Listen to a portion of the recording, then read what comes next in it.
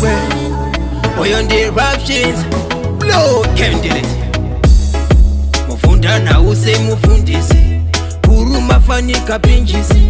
tichadiwa sekisimusi mazipi zvicharuza sematrauzi iri kuda vanozviona kuzvimba kwasara kupona ndauya saka mtandiona chegoreriya chekorona sikumira vanoda utane miseveza ndatora vachawinase chokwadi zvadzitoriwai chipawapwa achisina pei asi kuramba kugona kuseva kamunya tikatora manje vachadye chokwadi zvadzitoriwai chipawapwa achisina pei umwe dzaramba chibankruptcy whether tachinjanzwa fokasi yazobiwa nemarukasi nyama nebhonzo bvisa ikajelasi piken pechozonzi tekeni vesaini language vanditi fageni dzaiva nyemba dzekutambeni zimbabwe kana ndosvika kugermany asi kumira vanoda utane miseveza ndatora vachawinase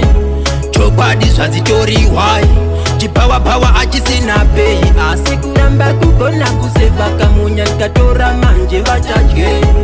chokwadi zvadzitoriwai chipawapwa achisina pei mufunda nause mufundisi kuruma fanika pinjisi tichadiwa sekisimusi mazipi zvicharuza sematrauzi iri kuda vanozviona kuzvimba kwasara kupona ndauya saka mtandiona